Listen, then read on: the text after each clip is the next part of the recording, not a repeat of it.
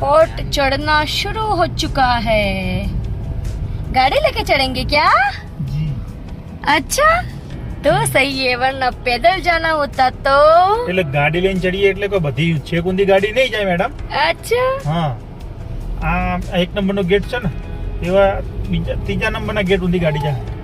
देखो कैसे उल्लू बना रहे हैं। तो गाइस हम लोग पहुंच चुके हैं मेवाड़ क्षेत्र के चित्तौड़गढ़ किले के अंदर। तो किले के अंदर जाएंगे और आपको यहाँ पर क्या क्या देखने लायक जगह है वो हम आपको दिखाएंगे। किला काफ़ी लंबा है, बड़ा है। चित्तौड़गढ़ किला जो है वो भारत और एशिया का सबसे बड़ा किला है। इसे 3 बार बर्खास्त भी किया गया है। इसके बारे में जानेंगे, पर पहले वहाँ पर पहुँचते हैं।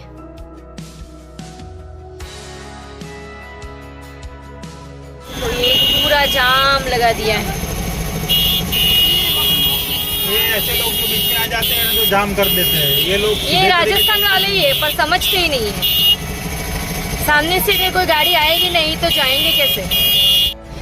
कृष्णाष्टमी की ढेर सारी शुभकामनाएं। ये देखो अट्ठे पे सत्ता दिख रहा है। सत्ते नीचे अट्ठा के। सत्ते के नीचे अट्ठा है, अट्ठे के ऊपर सत्ता है, यानी कि नंबर गलत भी हो सकता है। गाड़ी भी सरकार। तो गाइस और गाड़ी भी राजस्थान सरकार। कैमरामैन के साथ तृप्ति ये नंबर प्लेट ये नंबर प्लेट के साथ आरटीओ ने गलत किया या आरटीओ ने नंबर प्लेट के साथ गलत किया, पता नहीं चल रहा है। तो ये गाड़ी की वजह से पूरा ट्रैफिक जाम हो चुका था। चलो अभी ट्रैफिक खुल चुका है, आगे बढ़ते हैं। अभी काफ़ी ऊपर चढ़ना है क्योंकि अभी काफ़ी लंबा है किला। अच्छा है गाड़ी ले जाने की परमिशन है, वरना पैदल जाना होता तो मुश्किल हो जाता। अभी आगे जाकर किसी को पूछना पड़ेगा।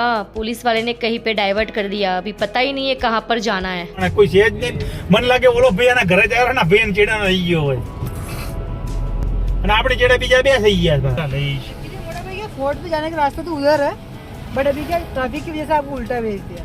अच्छा, बाकी फोर्ट पे जाने का रास्ता उधर, टिकट वगैरह सभी उधर ही मिलेंगे। सीक्वेंस वाइज फोर्ट पूरा घूम के इधर से आप निकलोगे। तुम गलत रास्ते पे है। हाँ, I am actually authorize guide. अगर आपको गाइड का नीड हो तो पूरा 13 किलोमीटर बड़ा फोर्ट है जो आपको गाइड चल के एक्सप्लेन करके लाता है।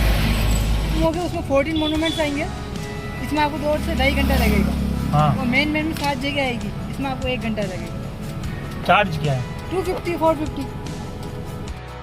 तो अभी कहीं रुक के सोचते हैं गाइड करना है कि नहीं करना है, कि अपने आप से घूमना है, क्योंकि किला काफ़ी लंबा है तो पता नहीं चलेगा, कहीं पे खो जाएंगे तो। वैसे कहीं खोने जैसी बात नहीं है, काफ़ी लंबा है इसीलिए सोचने की बात है। तो चलो आखिर में हमने गाइड कर ही लिया। अभी हम लोग पहुंच चुके हैं विजय स्तंभ के पास। तो चलिए यहाँ पर गाड़ी पार्क करते हैं और विजय स्तंभ दिखाते हैं आपको। तो ये है विजय स्तंभ, इसके हिस्ट्री के बारे में जानेंगे। यहाँ से किला स्टार्ट होता है, मतलब हमने यहीं से स्टार्ट किया है, तो यहीं से हम आपको दिखाने की शुरुआत करते हैं। तो चलिए ले चलते हैं आपको विजय स्तंभ की और जानते हैं अपने गाइड से इसकी हिस्ट्री। सबसे पहला पॉइंट आता है अपना ये विजय स्तंभ, जिसको राजस्थान के अंदर विक्ट्री टावर के नाम से जाना जाता है। ये यहाँ का सबसे मेन पॉइंट है। इसको विजय स्तंभ इसलिए बोला जाता है कि जब महाराणा कुंभा, जब अलाउद्दीन खिलजी ने 1303 में अटैक किया और रानी पद्मिनी ने 16,000 रानियों के साथ में जिंदा आग में जल गई, इसके बाद में इस किले को डैमेज हो गया था। डैमेज होने के बाद में जो महाराणा कुंभा, जिन्होंने कुंभलगढ़ बसाया था पूरा, उनके द्वारा 1433 के अंदर इस किले के ऊपर राजगद्दी संभाली गई। तो उनका युद्ध हुआ था मालवा मतलब एमपी और गुजरात के महमूद खिलजी के साथ में। तो दोनों राज्यों को एक साथ में हराया, तो ऐतिहासिक विजय बनी। ऐतिहासिक विजय की खुशी में विजय स्तंभ का निर्माण कराया गया। तो ये था विजय स्तंभ, जिसकी हिस्ट्री हमने जान ली है। और अभी हम लोग जाएंगे यहाँ से आगे। तो काफ़ी खूबसूरत रहा विजय स्तंभ। तो अभी आगे चलते हैं, क्या देखते हैं आपको दिखाते हैं। चलिए। ये पाडो आयो। ये पाड़ा नहीं है, हाथी है, हाथी। तो अभी चलते हैं ये गेट के अंदर। देखिए सालों पुराना गेट है यहाँ पर किले का। तो आइए चलते हैं अंदर, देखते हैं क्या है। ये जितना मैम आप एरिया देखते हो, ये सारा यहाँ का शमशान एरिया कहलाता है। हमने जो आप वो उधर देखते हो, इसको बोला जाता है यहाँ का शमशान। शमशान के टाइम पे जैसे सर आज का जो शमशान होता है उसके अंदर क्या लोहे की गुंडों के ऊपर अपनी लाश को जलाया जाता है। राजा महाराजा के टाइम पे क्या सती प्रथा चलती थी, तो पति की मृत्यु होने के बाद में पत्नी को उसी लाश के ऊपर जलाया जाएगा। तो एक तरह से मैम छोटा स्टोन पर तो जलाया नहीं जा सकता है, तो इसी कारण इतना बड़ा चबूतरे के ऊपर क्या सारी लकड़ियाँ बिछा के इसी के ऊपर लाश को सुला के फिर उसकी पत्नी को बैठा के उसके ऊपर जलाया जाता था।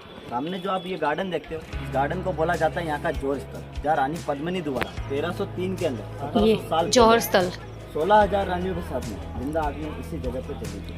तो ये क्या मैम 2002 से पहले 50 से 80 फीट का गहरा खड्डा था। जैसे आपने मूवी के अंदर देखा होगा, एक खड्डा होता है जिसके अंदर रानियाँ सारी आग लगा के नीचे उतरती है, तो ये 50 से 80 फीट का गहरा खड्डा था। खड्डे के अंदर क्या मैम पानी का एक तरह से बारिश का पानी भरा रहता है। कोई भी पर्यटक आता है, गाँव के लोग होते हैं, ये क्या करते हैं फिर कूड़ा कचरा फेंकते हैं। ये जौहर स्थल की जगह को शोभा नहीं देता है। इसी कारण राजस्थान सरकार ने 2002 के बाद में इसको गार्डन में घोषित करके एक छोटा सा हवन कुंड लगाया। आज भी 28 मार्च के दिन रानियों को यहाँ पर श्रद्धांजलि दी जाती है। इस दिन पूरा किला फ्री रहता है। किले के ऊपर सबसे बड़ा मेला लगता है जौहर मेला, एक तरह से ये यहाँ पर जौहर स्थल के नाम से जाना जाता है। तो ये था जौहर स्थल, जहाँ रानी पद्मिनी के साथ बहुत सारी रानी ने यहाँ पर अपने शरीर को यहाँ पर जिंदा जलाया था। तो सामने एक टेम्पल है, वहाँ पर विजिट करते हैं। चलिए, तो इसकी क्या हिस्ट्री है वो जानते हैं।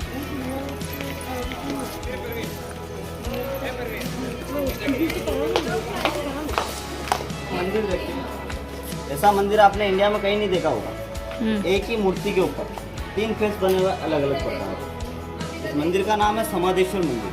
8वीं शताब्दी में जब बप्पा रावल ने इस किले को बनवाया गया था, लेकिन जब 11वीं शताब्दी में एमपी के राजा जो भोज कहलाते थे, आपने कहावत सुनी होगी, कहाँ राजा भोज कहाँ गंगू तेली।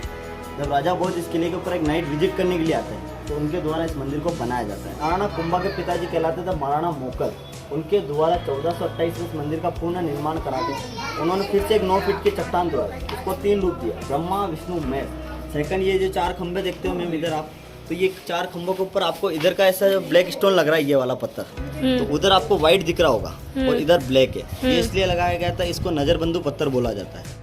तो चलिए मंदिर के अंदर ले चलते हैं आपको और दर्शन करवाते हैं ब्रह्मा विष्णु महेश के।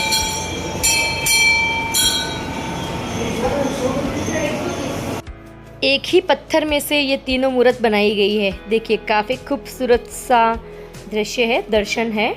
चलिए, ये जो मैम आप यहाँ का कुंड देखते हैं, उनको बोला जाता है यहाँ का गौमुख कुंड। अपन कभी भी सर चित्तौड़गढ़ फोर्ट के नाम से या लोकेशन पे मैप पे किसी पे भी सर्च करते हैं, तो अपन को 2 फोटो दिखाई देता है। सबसे पहला इस कुंड का वहाँ से जो ड्रोन शूट से लिया था, क्योंकि ये यहाँ का सबसे मेन कुंड कहलाता है। सेकंड, विक्ट्री टावर जो विजय स्तंभ के नाम से जाना जाता है। ये 2 चीज़ यहाँ की सबसे मेन होती है। इस कुंड का नाम गौमुख कुंड इसलिए डाला गया है कि इस किले के ऊपर अपन को सर ऐसे 84 तालाब 38 पानी के कुंड मिलते हैं, लेकिन ये यहाँ का सबसे मेन कुंड कहलाता है। गौमुख कुंड इसलिए बोला जाता है, पानी के अंदर आपको 3 खंभे दिख रहे होंगे यहाँ से। 3 खंभों के पास में क्या लेफ्ट साइड के अंदर पानी के अंदर 5 फीट गहरा एक गाय का मुख बना हुआ है। गाय के मुख में से क्या मैम 12 महीना 24 घंटे एक जैसा पानी आता है। ये पानी आता है कहाँ से आता है किसी को पता नहीं। इस हवेली का नाम है जयमल पत्ता कल्ला राठौड़ की हवेली, जो मेन पॉइंट है।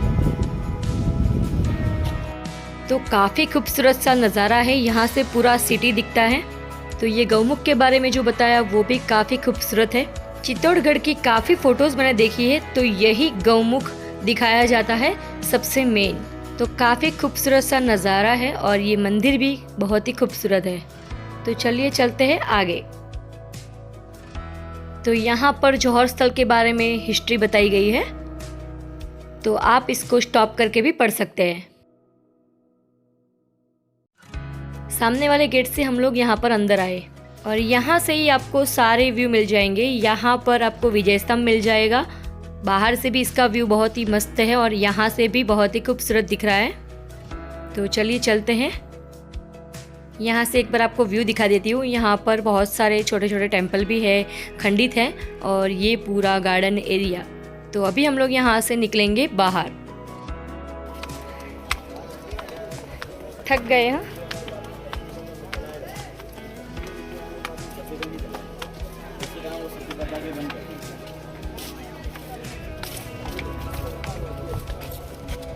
ये पत्थर तो अभी बाद में लगाया गया था। बाद में लगाया ये वाला जो पत्थर था इसको बाद में लगाया गया, वो पहले थे। इसके ऊपर क्या पूरे एक तरह से लकड़ी बिछाई जाती थी। लकड़ी बिछाने के बाद में लाश को सुला तो इस पत्नी को उसके ऊपर सुलाया जाता था, फिर सती प्रथा थी कि उसके साथ में जलाया जाता था। लेकिन बाद में क्या है, सती प्रथा को बंद कर दिया गया। बंद कर दिया इसलिए किया गया। गया। तो चलिए चलते हैं दूसरी प्लेस देखने के लिए।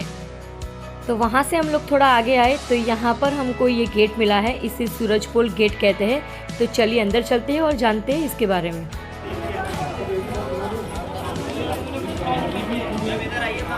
हमारा जो टेम्पल, जैसे मैंने बताया, चित्रंगद मौर्य द्वारा जो गेट बनाए गए थे, जैसे उधर के जो 7 गेट बने थे, जैसे के इधर ये मेन गेट कहलाते थे। ये यहाँ का मेन प्रवेश द्वार था। इसी द्वारा किले के ऊपर अलाउद्दीन खिलजी को लाया गया। तो पहली बड़ी वाली जो पहाड़ी है पीछे से आ रही है, वो तो है अरावली पर्वत। और सेकंड आगे वाली पहाड़ी है, इसको बोला जाता है यहाँ के कुंभकर्ण पहाड़ी, जो अकबर द्वारा 1570 के अंदर एक तरह से इस पहाड़ी को पूरा ऐसा शेप दिया गया है कि कोई आदमी सोया हुआ है। ये यहाँ का मेन प्रवेश द्वार है। नाम है इसका सूरजपोल गेट। सूरजपोल गेट इसलिए बोला जाता है कि राजा महाराजा के टाइम पे में अपन देखते हैं जो सूर्यवंशी राजा होते हैं, वो क्या सूरज भगवान की पूजा करने के बाद में उनका खाना पानी या सारा काम किया जाता है। सबसे पहले सूरज की किरण इस गेट के यहाँ पर गिरने के बावजूद इस गेट का निर्माण करा के नाम रखा गया सूरजपोल।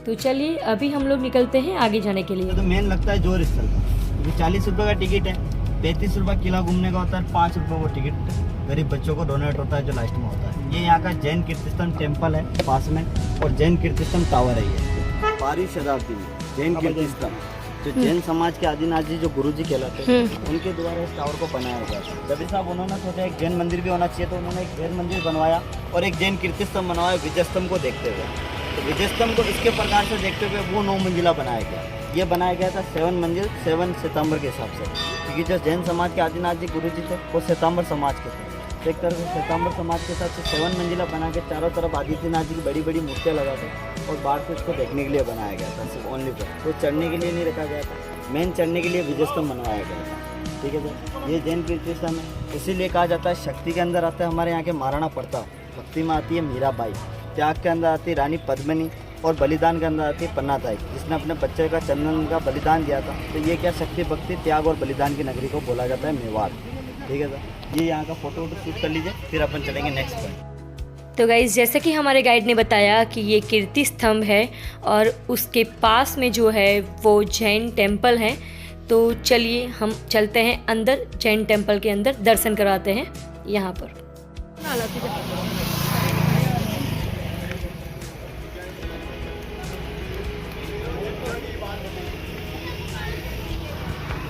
तो हम लोग अंदर पहुंच चुके हैं और आप देख सकते हैं यहाँ पर जैन भगवान के दर्शन हो रहे हैं। जैन धर्म में बहुत सारे भगवान होते हैं, तो मुझे तो याद ही नहीं रहता है। आदिनाथ, नेमिनाथ, बहुत सारे भगवान हैं, तो महावीर भगवान भी हैं। हाँ, तो चलो काफ़ी खूबसूरत सा यहाँ पर टेम्पल है। तो हमने यहाँ पर टेम्पल का विज़िट किया। यहाँ पर कीर्ति स्तंभ के बारे में बताया गया है।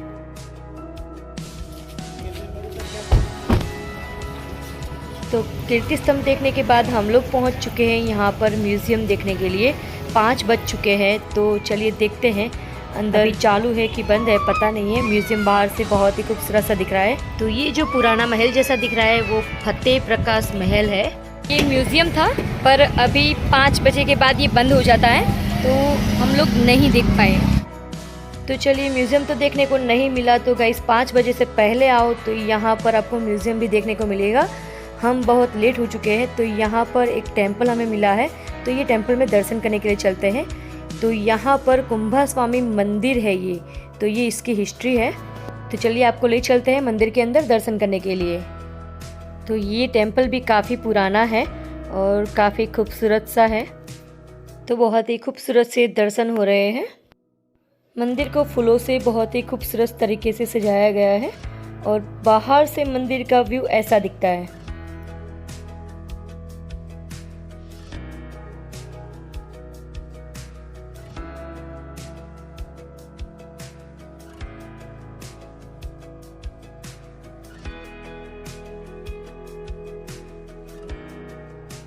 तो इस मंदिर में हमारे दर्शन हो चुके हैं। अभी हम लोग जा रहे हैं सामने वाले मंदिर में। तो ये जो मंदिर है वो मीरा मंदिर है। तो ऐसा कहा जाता है कि यहाँ पर ही मीराबाई अपने गिरधर गोपाल की कीर्तन भक्ति यहाँ पर किया करती थी। तो काफ़ी खूबसूरत सा टेम्पल है। तो यहाँ पर हमारे दर्शन हो चुके हैं, तो अभी हम लोग आगे जाने के लिए निकल रहे हैं।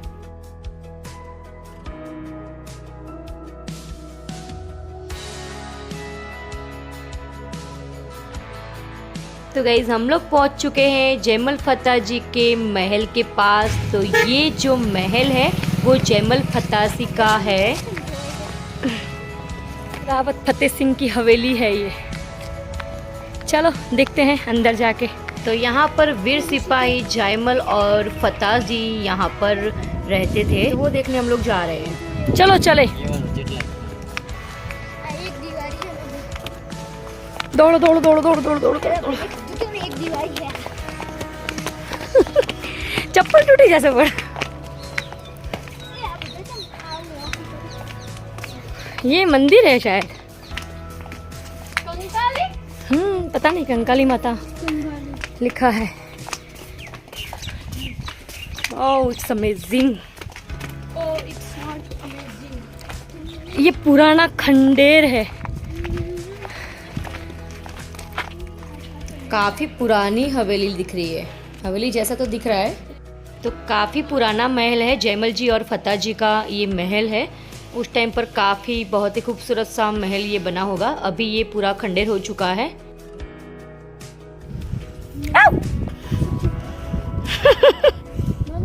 मेरे पैर में कुछ आया इसीलिए, खबर नहीं। अंदर क्या है? अंदर क्या है? अच्छा माता जी का स्थान है सिर्फ, है ना? ओके। तो चलिए अंदर चलते हैं और अंदर से इसका व्यू कैसा है वो आपको दिखाते हैं।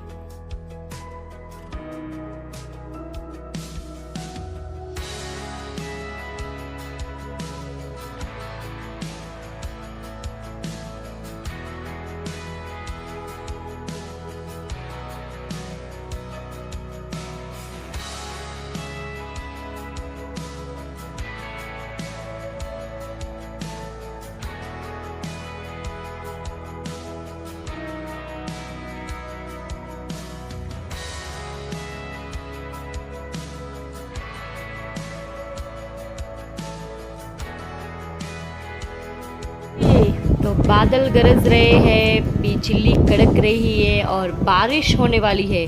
दिख रहा है बारिश आ रही है ऊपर, देख इधर की साइड फैक्ट्री दिख रही है दूर। तो काफ़ी खूबसूरत सा एटमॉस्फेयर हो चुका है। हम लोग यहाँ से निकल रहे हैं। बारिश थोड़ी थोड़ी शुरू हो चुकी है।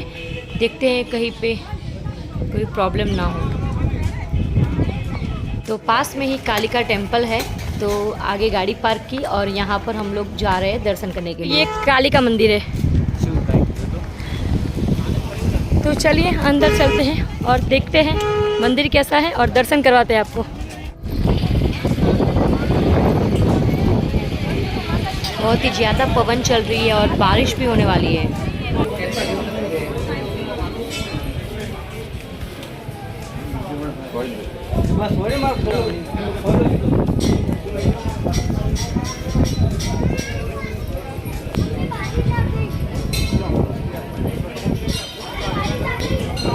हल्की हल्की सी अभी बारिश शुरू हो चुकी है। यहाँ पर छोटे छोटे शिवलिंग बनाए गए हैं। तो चलिए बारिश हो उससे पहले मंदिर में दर्शन कर लेते हैं। सामने ही कालिका माता के दर्शन खूबसूरत से हो रहे हैं। तो चलिए दर्शन करते हैं और निकलते हैं। तो कालिका मंदिर में बहुत ही खूबसूरत से सुंदर दर्शन हुए हमारे और अभी हम लोग यहाँ से निकल रहे हैं क्योंकि बारिश आने वाली है।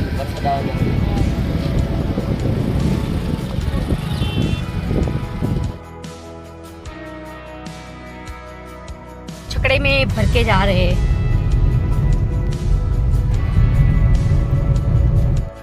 तो यहाँ पर थोड़ी देर रुकेंगे और यहाँ से सिटी का व्यू आपको दिखाते हैं। देखिए काफ़ी खूबसूरत सा दिख रहा है। ये चित्तौड़गढ़ का पूरा व्यू है, काफ़ी अच्छा नज़ारा है।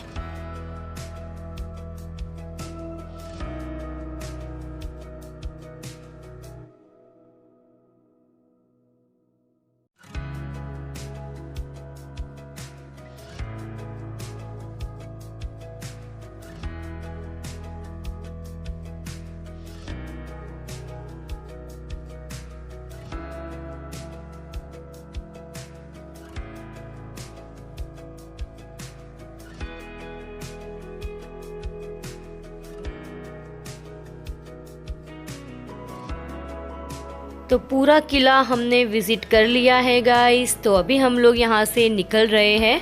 तो गाइस चित्तौड़गढ़ किला आपको पूरा दिखाया हमने, 7 गेट पार करके हम लोग यहाँ पर पहुँचे थे। अभी यहाँ पर ये पूरा किला देखने में हमें पूरे 3 घंटे लग गए। तो गाइस अगर आप यहाँ पर आते हैं तो पूरा टाइम लेके आइए, बहुत ही आसानी से शांति से यहाँ पर विजिट करिए, बहुत ही अच्छा लगेगा।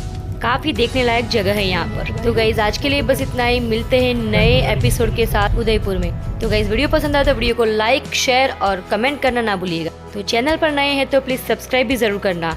तो मिलते हैं नेक्स्ट एपिसोड में। जय द्वारकाधीश।